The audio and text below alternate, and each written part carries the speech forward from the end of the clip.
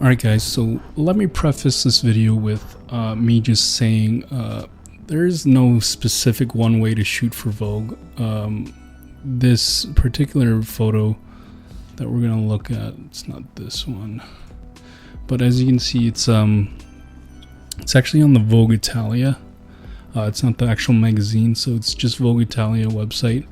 How it works is you submit a photo and it goes through a group of curators, and they either choose to approve or disapprove your photo. And so far to date, I've had 2 photos published on the website. Again, not the actual magazine, but still, it is technically still on Vogue. So as you can see, the photo right there, we're going to go over today. And then, yeah, so let's go over it. So that's kind of the final photo right there, but let me set up the day and kind of location. Location was kind of cool because we actually got to shoot at a location where many famous people actually had photo shoots and kind of stories done. Some honorable mentions is kind of like Childish Gambino did his complex shoot here. Megan Fox did her Wonderland shoot here. So it was a really cool place, and I was very fortunate to have the connections when I was in LA to kind of shoot at this place. It was kind of a funny story. We were actually scheduled to shoot at a mansion just right off Venice Beach, but it actually turned into a crime scene overnight, so we had to kind of find a new place, and this place actually was available. So that's kind of the location. The day is, I believe, 12 p.m. we started makeup and hair, and then around 2 to 3 we started shooting. So the sun's out just overhead, and it's pretty harsh. So luckily this complex had a lot of indoor spaces, outdoor spaces. It was very big. So yeah, so let's get into it. So this is kind of the first location we shot. This is one of the models we shot, or I shot, and it's kind of, as you can see, the sun is coming in from kind of these slits. So it's not a sunroof per se, but it's just slits where the sun would come in and shine through. You can see it right here a little bit clearer. So you get this nice dynamic kind of slanted light coming in. Yeah, and then it was at the perfect lighting. The sun was coming in, and that's the kind of final shot, or the raw shot you get out of it. I didn't do too much actually to her skin or anything like that. I kept it as kind of natural, close to the raw image as possible. So let's actually get into the photo now. So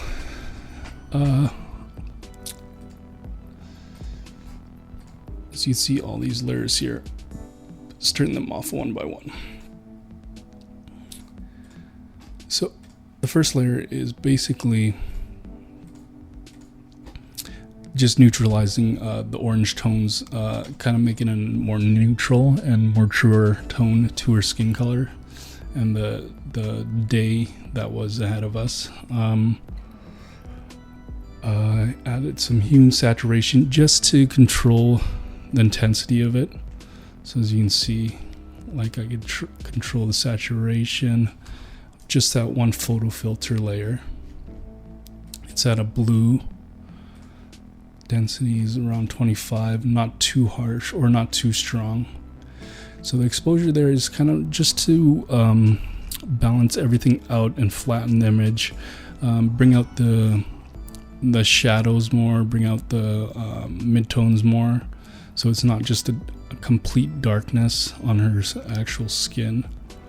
I took it a step further with this one. It may look a little harsh now, but you'll see at the end result what it kind of adds to the final picture.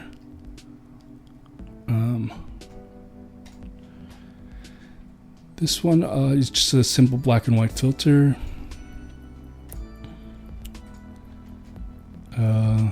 More of the reds, just getting rid of that. Bringing those down. And here is where the final kind of picture goes into place. So turn these off one by one for you. So the curves are there actually to just kind of add some dynamics. So you can see where that kind of, this exposure layer kind of complements this curves layer. It's not total black, but you can still see kind of some dynamic range right there.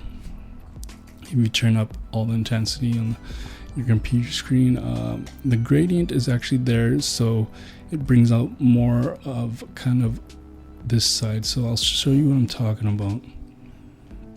So I have a mask on her, and it's only showing this portion of the picture. It's only affecting that portion.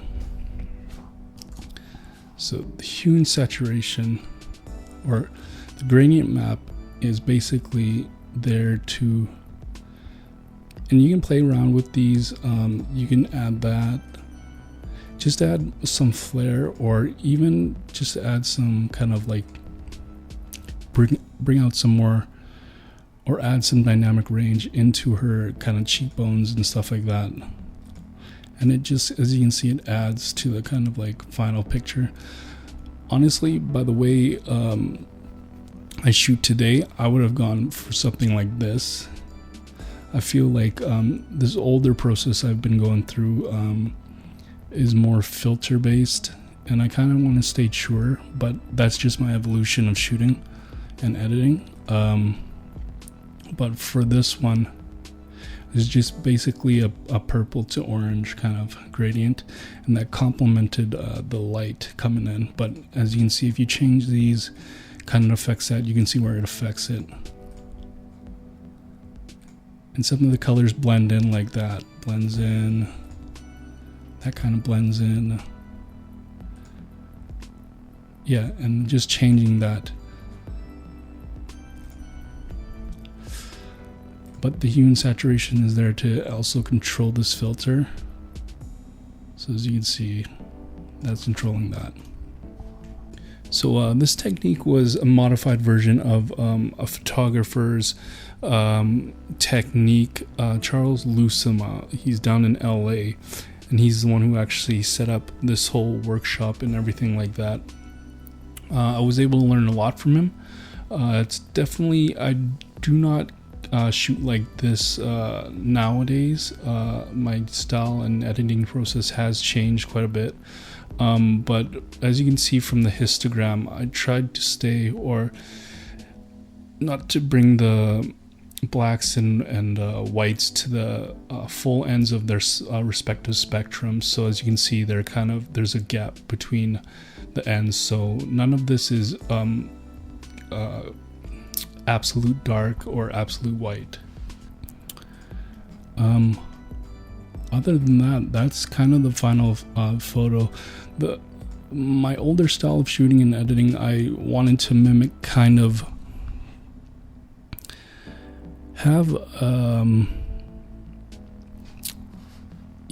have the dynamic range of a medium format or a film camera, not just have kind of the high contrast that you can get stuck in with the digital realm. And again, you can tweak and everything with that, but what I tried to mimic was kind of like a photo film, have that dynamic range that the regular DSLRs kind of don't have. This one, I'll see if I can go into the info for this, what I was shooting at and what my settings were at. So it was at 7.1, aperture 7.1, 1/500th of a second, ISO 200, and I had a 100 millimeter. And this was shot on a 5D Mark II. But that's, what I shot with and what my settings were. They were pretty high, due to the fact that it was around 2 to 3 p.m. and we were shooting in kind of harsh light.